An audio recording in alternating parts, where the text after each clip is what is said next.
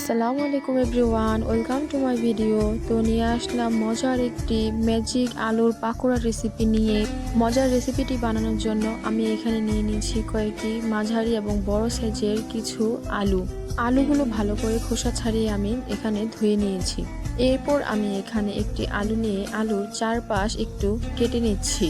এবার ডিজাইন করে কাটার জন্য আমি এখানে দুই পাশে দুটো কাঠি দিয়ে নিয়েছি। এভাবে ব্যালেন্সটা ঠিক থাকে। যদি আপনি হাতের মাপ অনুযায়ী কেটে নিতে পারেন তাহলে এভাবেও কাটতে পারেন। এক পাশ কাটা হয়ে গেলে আলুটাকে ঘুরিয়ে নেই। প্রথম পাশ সোজা বরাবর দিয়েছিলাম, কিন্তু পেছনের পাটটা আমি একটু বাঁকা করে দিয়ে দিয়েছি, তাহলে ডিজাইনটা সুন্দর মতো হয়ে যাবে। দুই পাশ কাটা হয়ে গেলে আমার স্লাইসগুলো খুব সুন্দর হয়ে গেল। তো ডিজাইনটাও খুব সুন্দর হয়ে গেল। ডিজাইনটা দেখতেও বেশ সুন্দর লাগে। আলুর স্লাইসগুলো তৈরি হয়ে গেলে এখানে একটি পাত্রে দিয়ে দিলাম বেসন, গোলমরিচের গুঁড়ো, শুকনো মরিচের গুঁড়ো, টেস্টি লবণ, কর্নফ্লাওয়ার এবং পরিমাণ মতো খাওয়ার লবণ। সবগুলো ঘরোয়া উপকরণ দিয়ে পরিমাণ মতো কিছু পানি দিয়ে নিতে হবে। এরপর ভালোভাবে মিক্স করে নিতে হবে।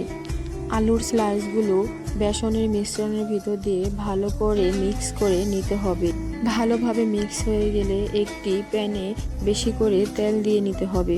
তেলগুলো ভালোভাবে গরম হয়ে গেলে এখানে বেসন দিয়ে ভেজানো আলুর স্লাইসগুলো ভেজে নিতে হবে ভালো করে। ডিজাইনটা সুন্দর রাখার জন্য দুইটি কাঁটা চামচের সাহায্যে দুই সাইড থেকে আলতো আলতো করে একটু টেনে দিতে হবে, তাহলে ডিজাইনটা ভাজার পরও সুন্দর থাকবে।